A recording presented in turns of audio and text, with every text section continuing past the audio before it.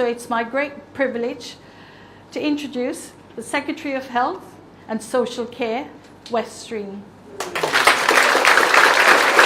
so much, Denise. Thank you so much. Really lovely.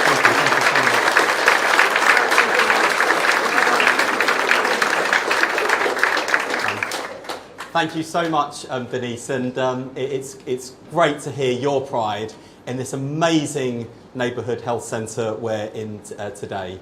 And thanks to all of you for being here, because there are moments in our national story when our choices define who we are. In 1948, the Attlee government made a choice founded on fairness, that everyone in our country deserves to receive the care you need, not just the care you can afford. It enshrined in law and in the service itself our collective conviction that healthcare is not a privilege to be bought and sold, but a right to be cherished and protected.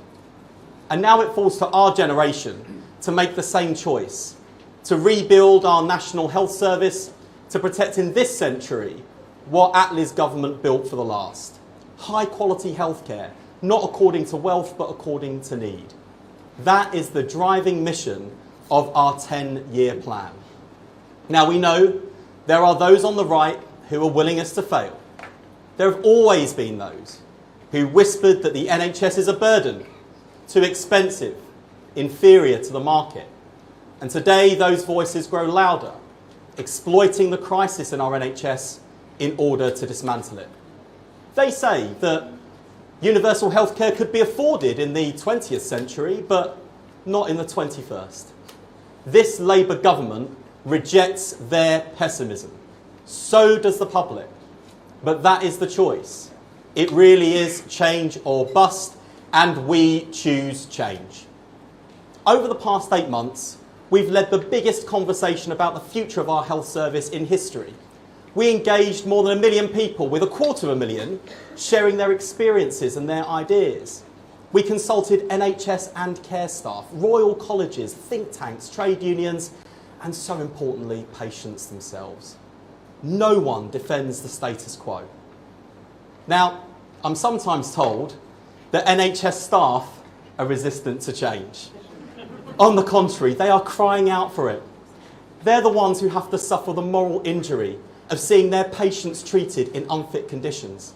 And they're also the ones that are driving the innovation on the front line. And so their fingerprints are all over this plan. The public are desperate for change too. Each of us has our own story about the NHS and the difference it's made to our own lives.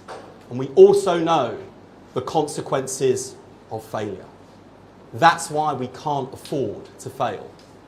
To succeed, we need to defeat the cynicism that says that nothing ever changes, they're all the same, and the NHS can't be reformed. We know that the change in our plan is possible because we see it already happening. We toured the length and breadth of the country and scouted the world for the best examples of reform. If Australia can effectively serve communities living in the remote outback, we can meet the needs of people living in rural England. If community health teams can go door to door to prevent ill health in Brazil, we can do the same in Bradford. We know we can build the neighbourhood health service because teams in Cornwall, Camden, Northumbria, and right here in Stratford are already showing us how to do it. So we'll take the best of the NHS to the rest of the NHS, and we'll apply the best examples of innovation from around the world to benefit millions of people here at home. The science is on our side. The revolution in genomics, artificial intelligence, machine learning, and big data offers a golden opportunity to deliver better care for all patients and better value for taxpayers. And we are grabbing that opportunity with both hands. And above all else, we will give power to the patient. It will fulfil Nye Bevan's commitment in 1948 to put a megaphone at the mouth of every patient. We know the British people are counting on us. It falls to us to make sure that the NHS not only survives, but thrives. And we will not let our country down.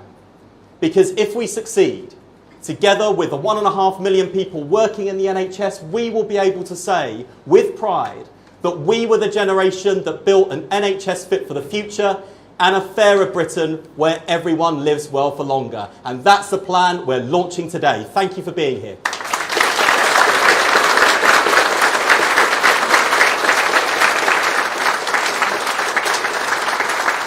Now, I'm afraid I have to hot-foot it back to Parliament to make a statement to MPs and take their questions. But before I do, it gives me great pleasure to introduce the woman who is backing our plan for reform with an extra £29 billion worth of investment. It is thanks to her leadership that we've seen interest rates in our country fall 4 times. It's thanks to her leadership that we see wages finally rising faster than the cost of living. And it's thanks to her leadership we have the fastest growing economy in the G7. Please give a warm hand to the Chancellor of the Exchequer, Rachel Reeves. Good luck in Parliament.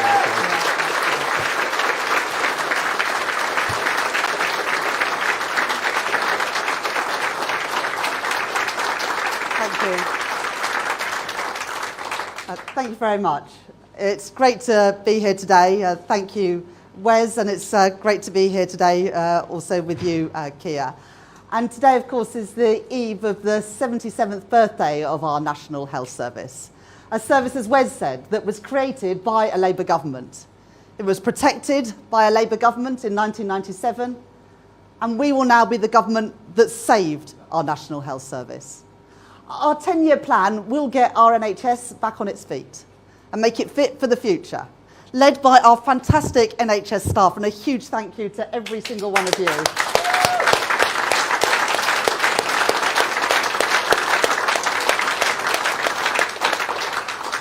And funded by the £29 billion that I announced in the spending review last month. I want to be clear, we are spending money on taxpayers' priorities. But that wouldn't have been possible without the measures that we took in the budget last year. We fixed the foundations and we've put our economy back on a strong footing. Our commitment to the fiscal rules has meant that we can boost investment in our public services. The work that we've already done means that we have recruited 1,700 new GPs. We've cut waiting lists and we've delivered 4 million extra appointments in under a year. That's twice as many as we promised, and that wouldn't have been possible without all of you. Making this country fairer for those who have paid in all their lives by guaranteeing that the NHS will be there when they need it. That's vital for the millions of people who rely on our NHS. But it's also vital for our nation's finances. Because if people have timely treatment, they'll be able to return to work. If NHS staff don't have to spend all their time on endless admin and bureaucracy, then they're free to focus on the care that they are so good at delivering. And if we can prevent illness taking root in the first place, we can save on costly treatment, as well as the huge pain and heartbreak later down the line. So this is the right way forward. Good for the health of our nation and good for the health of our nation's finances. This government will always deliver on the priorities of ordinary working people. And I am proud that with this plan, the NHS will always be there for those who need it, for the next 77 years and many more beyond that too. Thank you very much.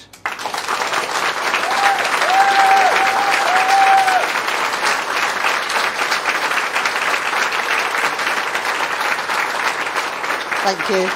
And it's now my pleasure to welcome the person who's made this possible by winning that Labour victory last year. And without that, we wouldn't be able to fix the foundations of our economy. We wouldn't be able to deliver the free school meals in our primary schools. We wouldn't be able to build the 1.5 million homes. We wouldn't be able to do anything that me and all of our colleagues came in to do. So, Prime Minister, over to you.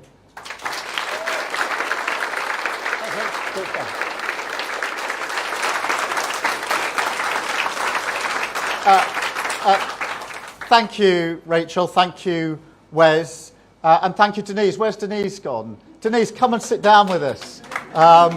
because Denise's story is fantastic. As she said, she works here, she lives in this borough, and she uses the services here. And what a great testament that is. And Denise, thank you for your introduction. Thank you for your words. And it is a real privilege to be here with you in Stratford. And I've seen the work you're doing this morning. I'm sorry to be interrupting your work.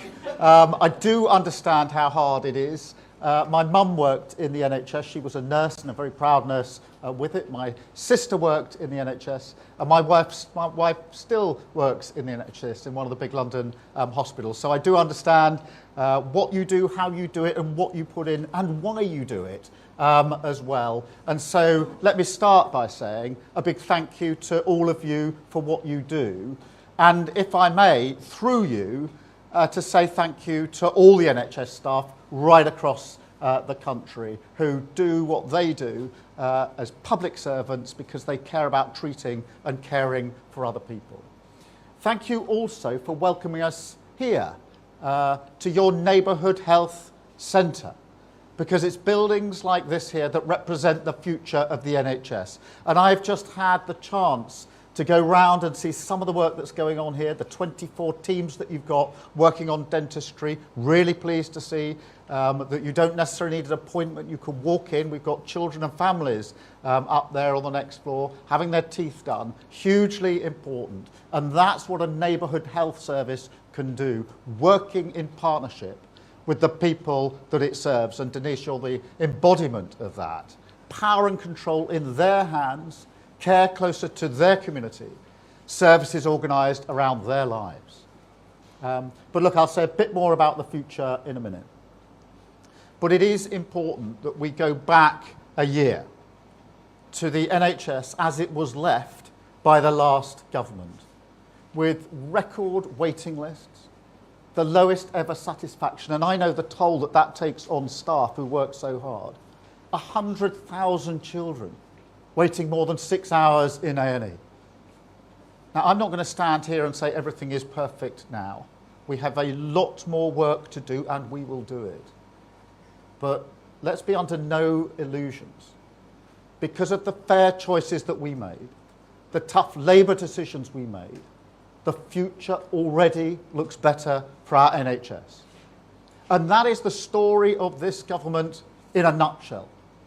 It's breakfast clubs, hugely important for children coming in to school so they're ready to learn. Potholes across the country filled.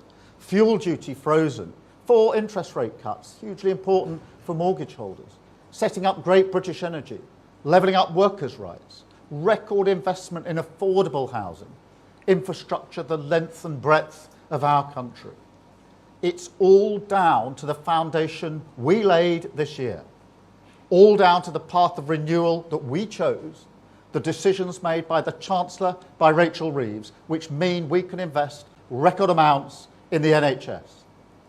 Already over 6,000 mental health workers recruited, 1,700 new GPs, 170 community diagnostic centres, really important, already open, new surgical hubs, new mental health units, new ambulance sites, record investment right across the system. And because of all that, the results are crystal clear. At the last election a year ago, we promised 2 million extra appointments in the NHS in the first year of a Labour government.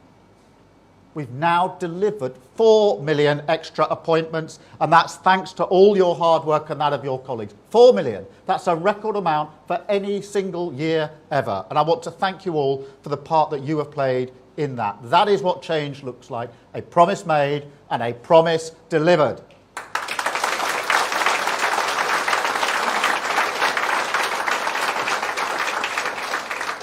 And turning those statistics into the human is really important.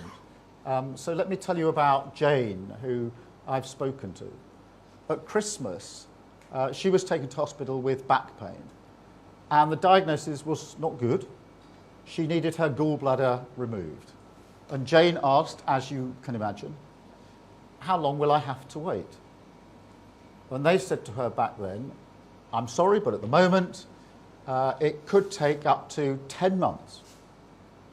But because we've speeded up electives, because we've speeded up appointments, by May, she was offered a private appointment paid for by the NHS as part of our plan. And now Jane is pain-free, 5 months, not 10 months, and she's got 5 months back, free from pain, free from anxiety, and in a sense, her life is no longer on hold. That is what change looks like in human terms. That's the difference a Labour government can make.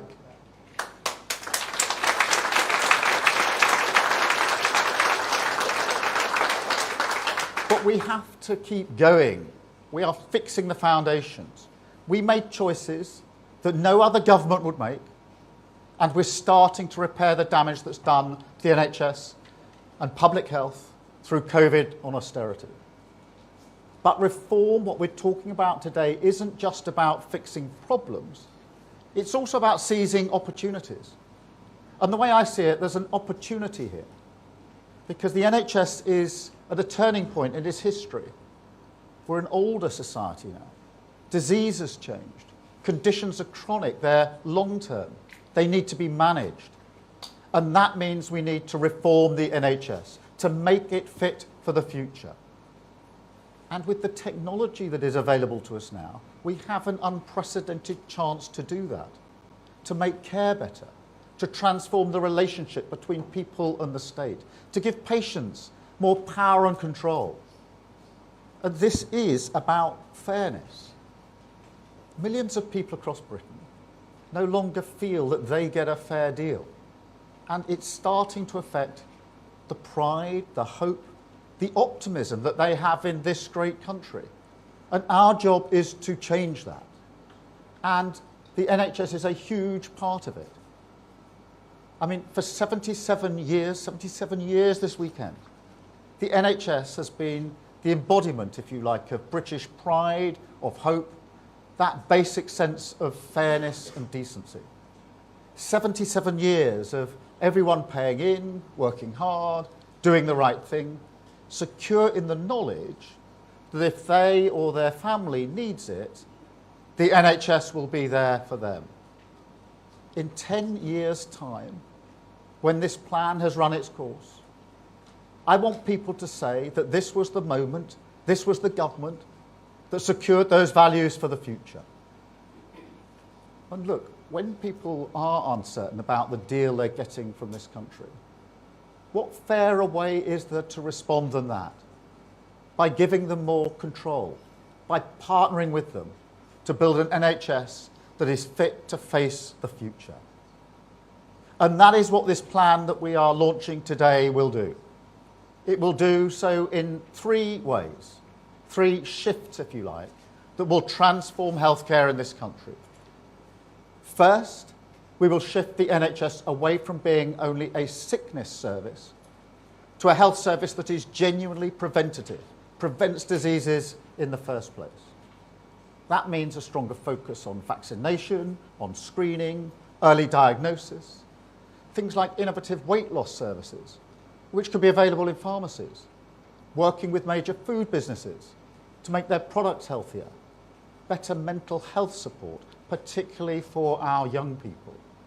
And starting with children aged 16 this year, we will raise the first entirely smoke-free generation.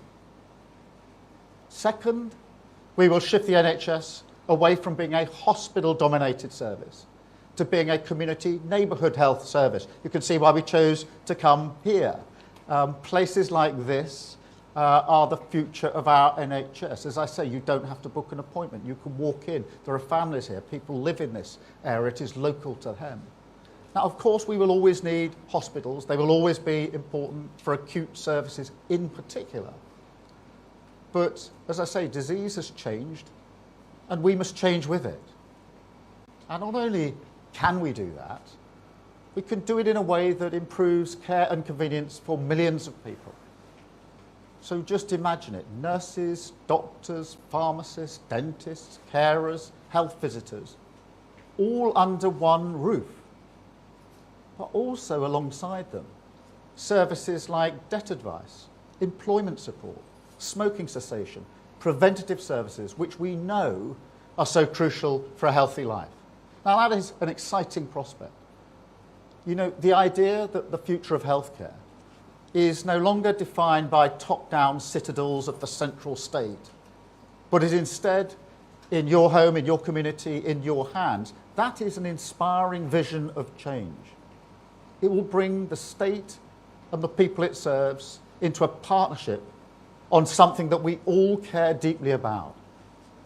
But more importantly, it means a future where we have better GP access, no more 8 a.m. scrambles, more dental care for your children, better care on your doorstep, and a neighbourhood health centre like this in our coastal towns, in our rural counties, in every community across the country. Every community across the country. Finally, the third shift, from the analogue NHS that we have at the moment to a truly digital health service, a health service capable of seizing the enormous opportunities that are there in science and technology, in genomics, in artificial intelligence, advanced robotics. And look, all of you will have seen in your everyday lives what this can do, and I've seen some of it as well. I've spoken to stroke patients whose lives have literally been saved by technology and AI because it could find the blood clot in their brain in milliseconds, giving them just enough time to be operated on and saving their lives. So this plan, this 10-year plan, backs technology to deliver because it can and will save thousands of lives. But it's not just about saving lives. AI and technology is an opportunity to make services more human. That always sounds counterintuitive that AI and technology make us more human. But it does, because what it gives all of you and all of your colleagues is more time to care, more time to do the things that only human beings can do, which is that care that is needed, the professional skills that you have. So this will make it a more human service as well. And it's not just cutting-edge stuff. Technology like phones in the pockets of everyone in this room. We can make use of that as well. Now, it's not often I invite people to look at their phones when I'm making a speech, but if you get your phone out and look, you've got lots of apps on your phone. Seriously, because what you're going to see on your screen if you have a look at it is that entire industries have reorganised around apps. Retail knows the power of it, transport, finance, weather, you name it, shopping. Why can't we do that with health? Why can't we have that app on your phone? Why not the NHS app on your phone? Making use of the same dynamic force to cut waiting lists at your hospital, to make it easier to book an appointment with your GP, to give you more control over our health. There is no good reason why we can't. And so I'm announcing today, as part of this plan, that we can and we will transform the NHS app so that it becomes an indispensable part of life for everyone. It will become, as technology develops, like having a doctor in your pocket, providing you with 24 hours advice, 7 days a week. An NHS that really is always there when you need it. Booking appointments at your convenience, ordering your prescriptions, guiding you perhaps to local charities or businesses that can improve your well-being. And perhaps most importantly, holding all healthcare data in an easily accessible single patient record. Now don't underestimate just how important that is. I've been up to Alderhay Hospital in Liverpool many times. It's a children's hospital, it's a brilliant hospital. And one of the times I was there, I went onto the ward where particularly young children were having heart surgery. I have to tell you, it was really humbling, both seeing what the children were going through and what the professional staff were doing. And when I went into a particular ward, I saw a 2-year-old boy who had just had major heart surgery. It's an incredible thing to see. And I spoke to his parents who were, as you would expect, at his bedside where they'd been throughout. And one of the things they raised with me is the distress that they felt that they had to go through every condition he'd had and what happened to him, how it impacted him over and over and over again, when they went to Blackpool, when they went to Liverpool, when they got to Alderhay. And they were actually welling up, telling me, it's a really difficult story for us. This is really hard. And we don't want to keep on having to repeat it.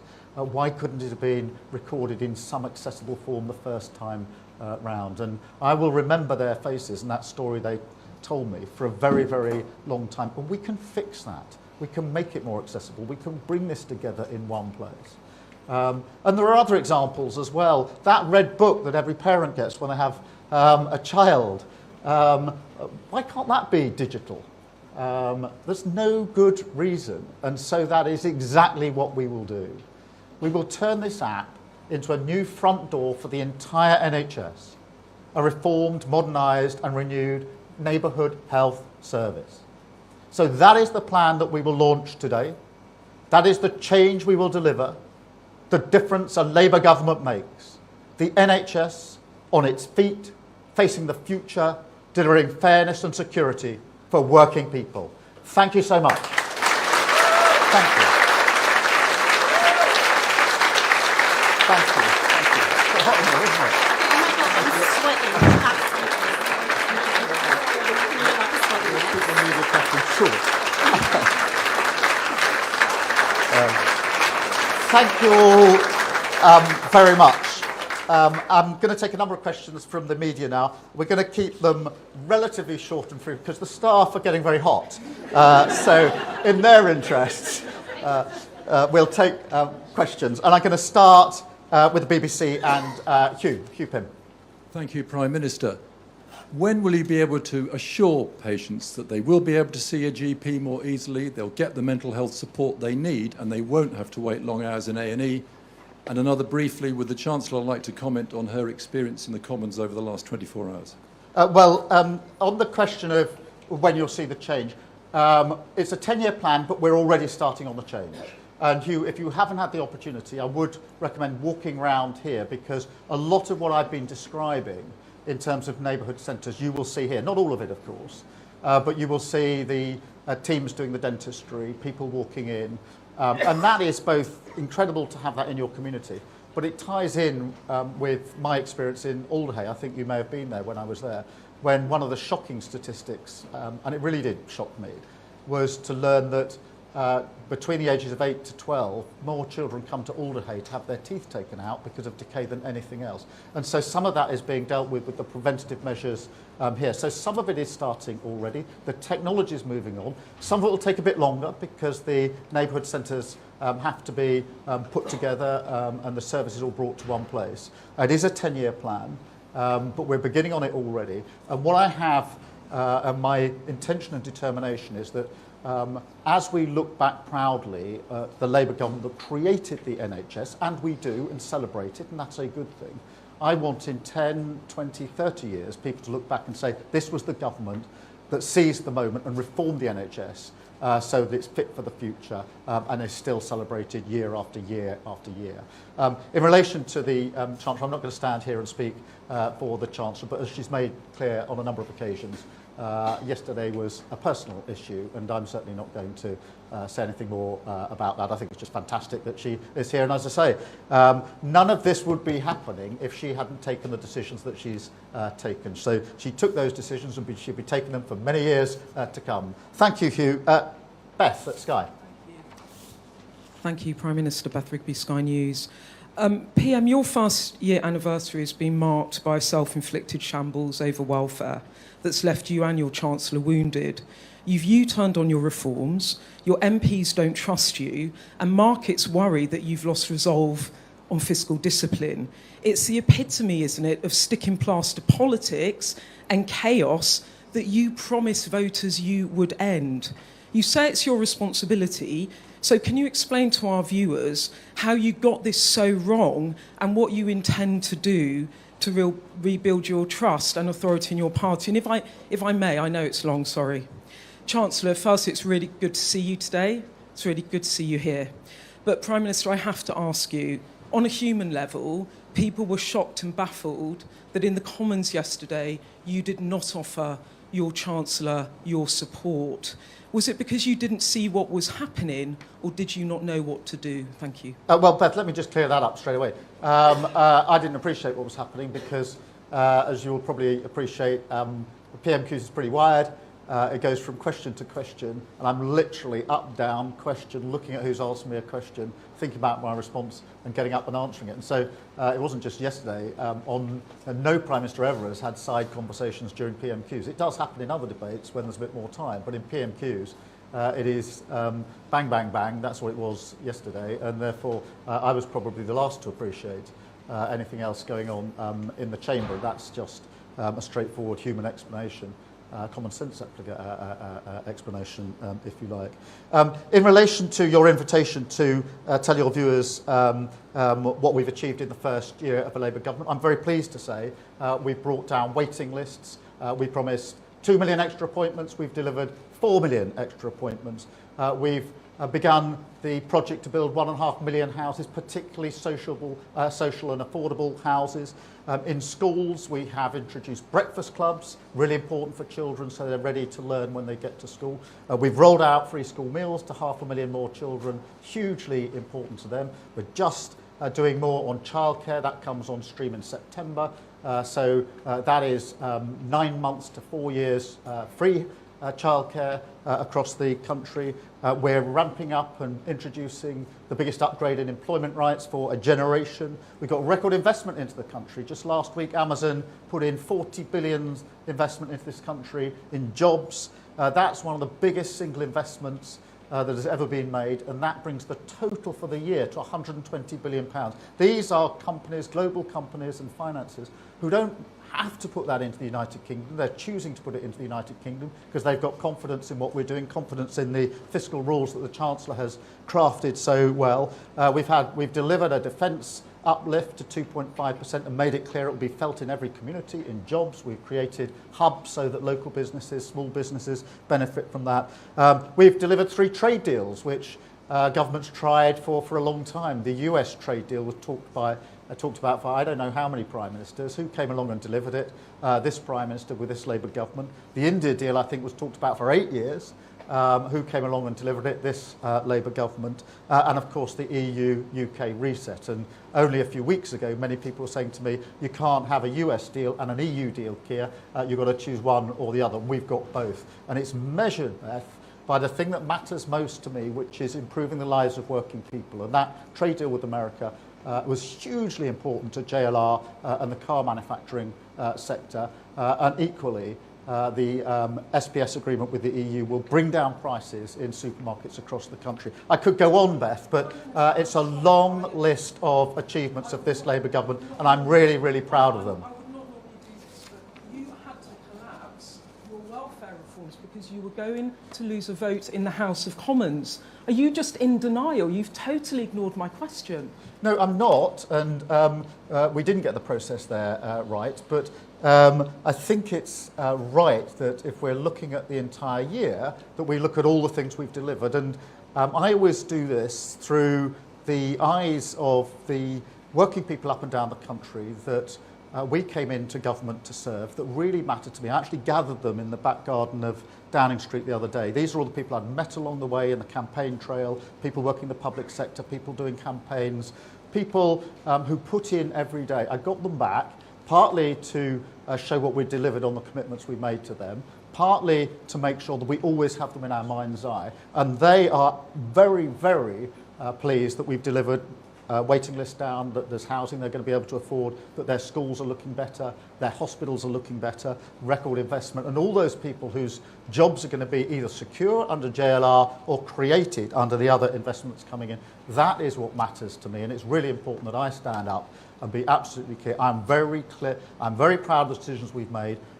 They were tough decisions, they were the right decisions, but only because we took them have we got this platform that we can now build on. Thank you very much, Beth. I've got Rebecca from ITV. Rebecca. Thank you. Yeah, Rebecca Barry, health correspondent, ITV News. Prime Minister, given the current workforce crisis in the NHS, how will you ensure there are enough staff to provide these neighbourhood services? And on the Chancellor being here today, many members of the public will be concerned about her. How is she today, and is she here simply to calm the markets? No, she's here because she's the Chancellor. The plan that we are delivering today is only deliverable because she took the decisions that needed to be taken and allocated the money for this plan. And so that is why she's here today, and I'm very glad that she is. In relation to the workforce, we have got obviously a workforce plan, and we're working with the workforce on it. The big difference between a year ago and now is that a year ago, the government was blaming the workforce for their failures. So when the past Prime Minister was asked, why aren't you hitting waiting list targets, he said, it's not my fault, it's their fault. We came along and we said, we'll work with you. And we'll get you off the picket line onto the front line. We put together a plan for the year, which we launched in the beginning of this year. That was signed by the Secretary of State and signed by the NHS. And this plan we're launching today was not something the government dreamt up and sort of imposed top down on the staff. It was, Wes Streeting went through this, it was consulted on widely, both with staff who participated and communities that they serve. And so they recognise in this plan what their patients, their communities have always said to them. And that's why I'm really pleased that we're working together on this plan. And that's why I know that it is achievable, deliverable, and it is heartening, and I said this to the staff, to see some of it already happening right here in Stratford. Thank you very much. I've got Gary from Channel 4. Thank you, Prime Minister.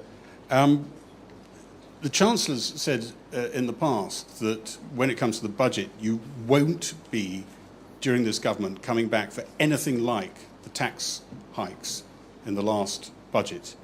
Can you actually, hand on heart, repeat that now? Because after this week, a lot of experts, a lot of people in the city think you probably can't and maybe shouldn't.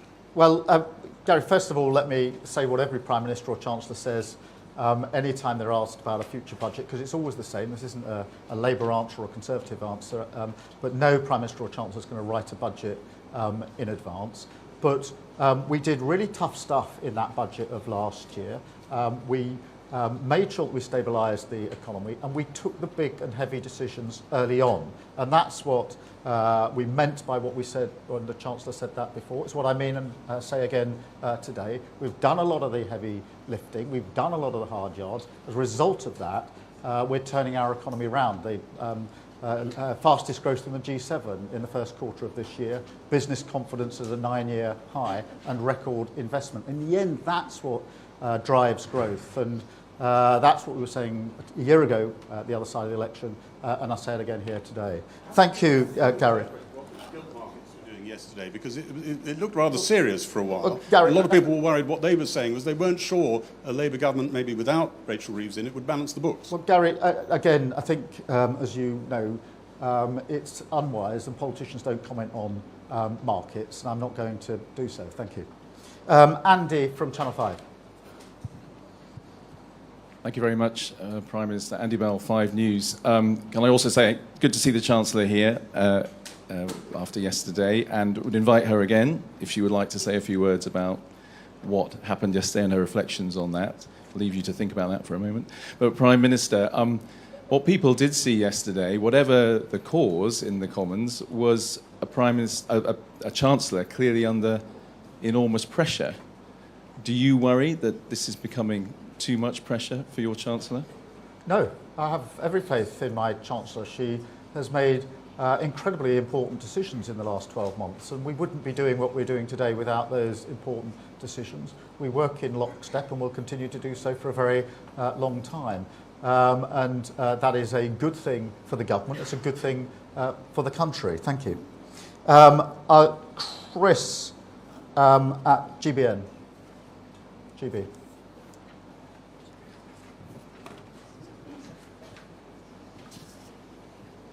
Thank you, Prime Minister. Your benefits climb down this week was humiliating, but for many it's depressing because only a Labour government can properly reform the benefits system. Outside of the Timms review, is benefits reform off the table? And how will you meet the £6 billion black hole this autumn, tax rises or borrowing? And just finally, a duty of care to your team. Will you have a word with Lindsay Hoyle about what he says to the Chancellor in future, or anybody else? I won't comment on the second issue, Chris, as you'd expect. But look, no, we are pressing on with reform. It is important that we reform the system. Welfare isn't working. The two examples that stick with me most are the million young people who are neither earning or learning. That is not good. That is not progressive. No government should be satisfied with that, and I'm not.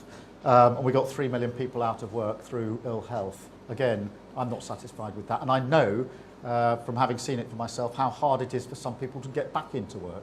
I've seen and talked to people who have been through ill health and want to get back into the workforce.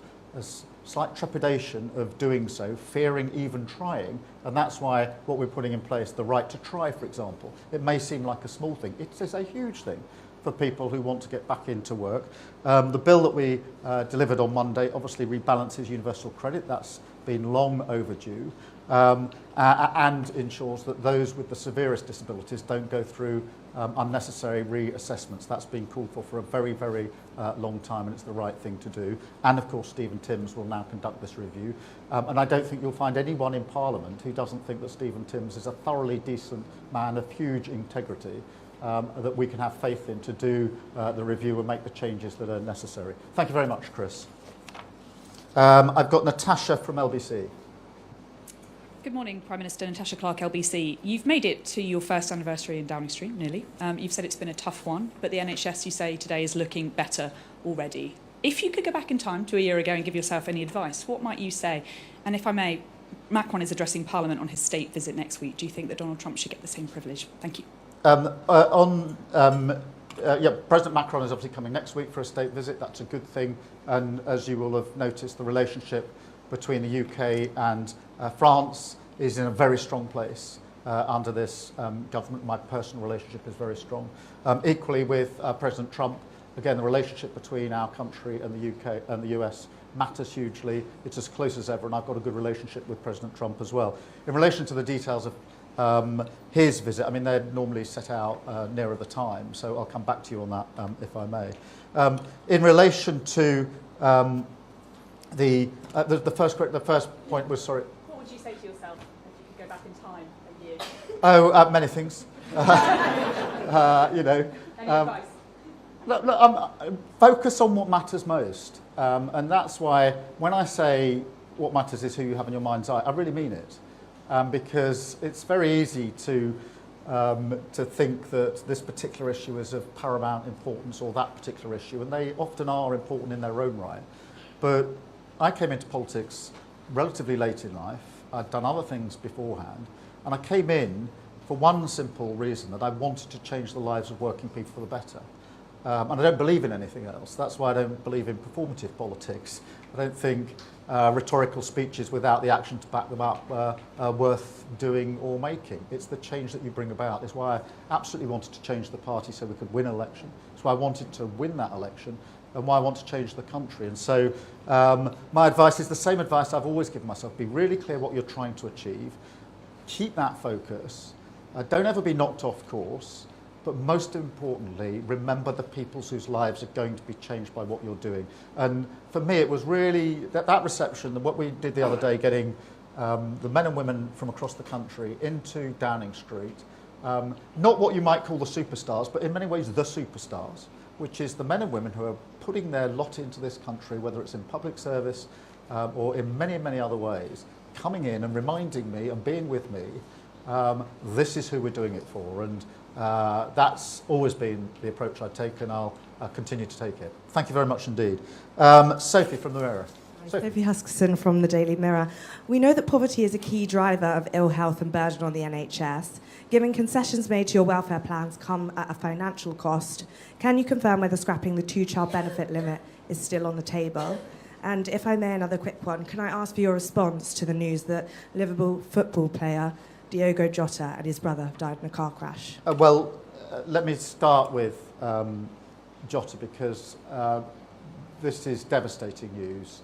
And I'm sure I speak for everyone in saying our first thoughts are going to be with his family and his friends in particular. But there are millions of Liverpool fans, but also football fans, non-fans, who will also be shocked by this. I think Liverpool Football Club have just put a statement out, as I understand it, but it is devastating, and it is really important that we bear in mind just how difficult a period this will be for his friends and for his family. In relation to child poverty, let me be really clear. The last Labour government drove down child poverty, and it was one of the proudest things that we did. Sadly, the last government allowed child poverty to go back up again. I'm determined that this government will drive it down, just as the last government did. We've got a strategy and a task force working on this. We'll lay out the full details of that. I personally don't think there's a silver bullet that if you do this one thing, it will deal with child poverty. I think we've got to look at a range of things, including, of course, the sort of stuff that's in this plan today, including what we're doing, helping people back into work, but many others. The breakfast clubs, the free school meals are all part of the work that we've already started on in relation to child poverty. We'll set that out. But as I say, I've never personally believed that there's one silver bullet, that that's the one thing you need to do and nothing else. I don't think that is actually going to achieve it, and therefore the plan will be much more broad-based and comprehensive than that. Thank you so much. I've got Sean from the Mail. Sean. Hiya, Sean Wooler from Daily Mail. To deliver this 10-year plan, you would need a third term in government. How confident are you that you can carry the public support and your MP support for that long? And how many years will they have to wait until they can see a GP when they need one and be confident an ambulance will arrive within minutes rather than hours when they call 999? I'm very confident because this government was brought into power to bring about change. People desperately want change on so many levels, but one of the things that came through in the election campaign loud and clear is please change the NHS for the better, because nobody wants their NHS to be, I used to say on its knees, actually it was on its face. The staff don't want that. I know that it broke the hearts of staff to know that satisfaction in the NHS was at an all-time low. Imagine working really hard in the NHS, and because the government hasn't given the resources and the backing to the NHS, satisfaction is an all-time low and waiting lists are an all-time high. When Labour last was in power, we left with the lowest waiting list and the highest satisfaction. That's where we need to get to. And the reason I'm confident that we can deliver that, and I've always said it's a 10-year renewal plan for the government as a whole of the country, a rebuild, but this plan is a 10-year plan. I'm confident in that because it reflects what the public, the communities have put into the plan. This wasn't a plan which we sat in Downing Street and wrote out. It's a plan that we asked those who use the NHS what they wanted to see change. We asked the staff as well, and that's why I have utter confidence in it. Thank you very much, Sean. I've got Chris from The Times. Thank you. Chris Smythe from The Times. Basically, every NHS plan for the last few decades has set out the same vision as we've got here, talked about the same shifts and had the same goals. None of them have worked. What in this plan makes you convinced that this time will be different? And is part of what you're saying to staff, given the financial situation and your political opponents, that if it doesn't actually change this time, the NHS might not exist in 10 years? And if I could just add on the events of yesterday, having to drag your Chancellor here to look performatively happy in front of the cameras, does it say something a bit unpleasant about politics? Well, Chris, I don't think that's an accurate or fair description in relation to today. But just in relation to the NHS, we're putting in the resource, we're putting in the priority, and we've got the resolve to see this through. And in the end, I genuinely believe it's only Labour governments that can do this. It was a Labour government that created the NHS. In the teeth of opposition from others, the Conservative Party couldn't have done it, and we did it. I think it's only a Labour government that can therefore make the NHS fit for the future. But we've got the resolve to do it, the determination. We've got the government that sits right behind this. And the way we're doing it is to work with the NHS rather than blaming them when anything goes wrong. And that's the difference. We'll deliver it. And I'm really pleased that I can evidence that by the work and the changes that have already happened. As I say, I'm really proud of this. I'll say it again. We promised 2 million appointments. It's a big thing to promise before an election because I know that if I was standing here a year down the line and we'd only delivered 1 million extra, you would all be saying to me, you've broken your promise, haven't you? We went through the 2 million threshold, I think, in about 7 months. And then it went up to 3 million, then to 4 million. I'm really proud of that, but I know that only happened because we worked with the NHS and put the resource in and the backing. And now, again, back to the people that matter most to me, people are now getting their appointments more quickly as a result of the changes we've made. Jane is a small human example of that, but Jane would still be having back pain today if we hadn't brought about the faster appointment in her particular case. I've got Peter, I'll take from The Guardian, then we're going to call it a day because it's getting very, very hot in here, and I'm just conscious. I'll keep this as brief as I can, and if ever anyone collapses in the background, I'll be sure to let you know. Just if you talk to anyone who works in the NHS, they all say that one of the big things that can save it is improving the lives that people lead, and public health measures like that often get bogged down in kind of nanny state arguments and things like that. Is there anything in the 10-year plan that's going to be different to what's been promised before? And if I could just very, very quickly follow up Sophie's question. One of my colleagues wrote a story this week that contained the calculation that economic inequality costs the NHS about £50 billion a year. Do you accept that tackling poverty is a key part of this 10-year plan? Firstly, let me take head on the so-called nanny state charge, because when I learned at Alderhay that children of that age, 8 to 12, were coming in to have their teeth taken out, and that was the major cause, the highest cause of admission, I'm not interested in an argument about nanny state. If the price of not doing it is a child losing his or her teeth before they're 10 years old, I'll take those measures any day of the week, and I'll defend them any day of the week. And it's not just the child going in to have their tooth taken out, which is shocking, and it should be shocking for everybody.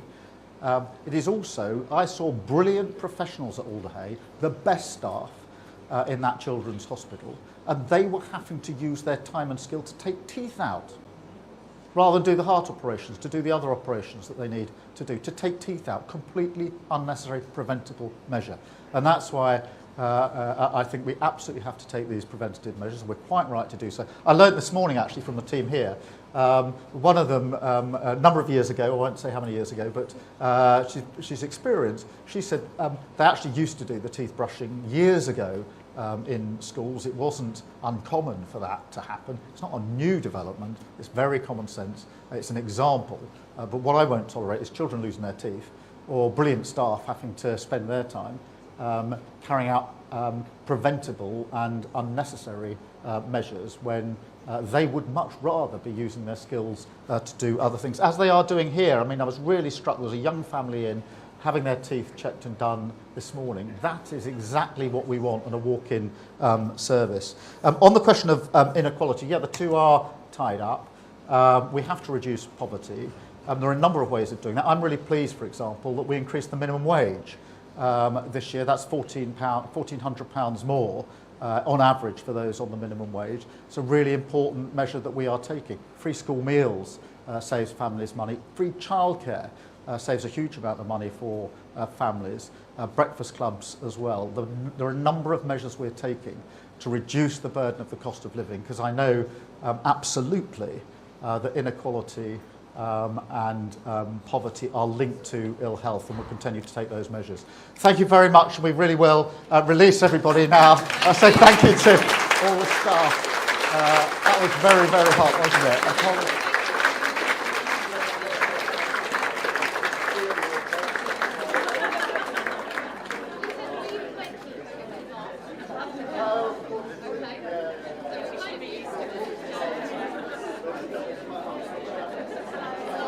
flagship 10-year plan for the future of the NHS, which they've described as a seismic shift in the way healthcare is delivered. But the focus was all really on the Chancellor, Rachel Reeves, after those extraordinary scenes in the Commons yesterday where she was visibly seen to be crying and in great distress. It was very painful to watch. Now, the Prime Minister repeated the assurances that were given yesterday that the reasons for her being so upset was personal in nature, rather than as a result of the pressure that she's been under given the government's complete shambles of a week, watering down, U-turning on their flagship welfare bill and the £5 billion black hole that she now has to fill in the budget in the autumn. Now, the Prime Minister, speaking in answer to a question from our political editor, Beth Rigby, gave a bit more detail about why he hadn't given the kind of assurances of his confidence yesterday that really caused markets to be thoroughly spooked about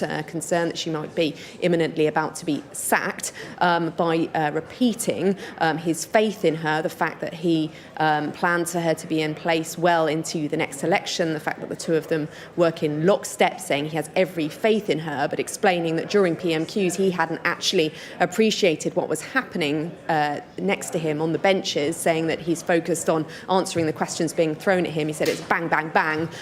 You can't have a conversation or look to either side. So he said everyone else he was probably the last person in the country to realise what was happening, and explained it said that was a bit of a human insight into what it had been like for all of them, which is certainly the case. I think it was as much about the visuals of all of that as what he actually said, because you could see Rachel Reeves, when she gave her speech, she was clearly there to put on a brave face, almost kind of get back on the horse and show her face in public once again.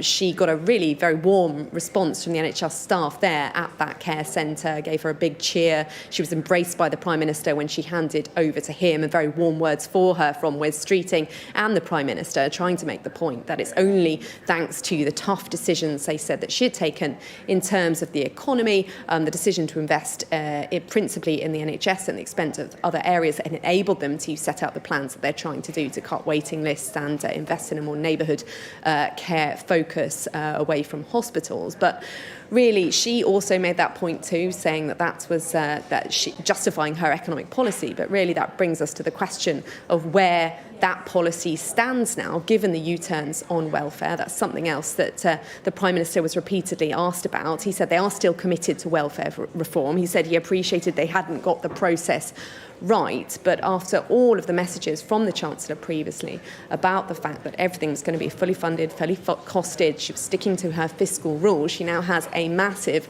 black hole in her finances to deal with. The party clearly not behind the Prime Minister and the Chancellor. Big questions about their authority going forward. A question was also asked to the Prime Minister about whether he would repeat his promise that taxes wouldn't go up at the next budget, and he consciously didn't repeat that promise, saying, well, you wouldn't expect me to write my budget in advance. But I think that is the big question now. For all this show of support and togetherness today, there are massive questions hanging over this government.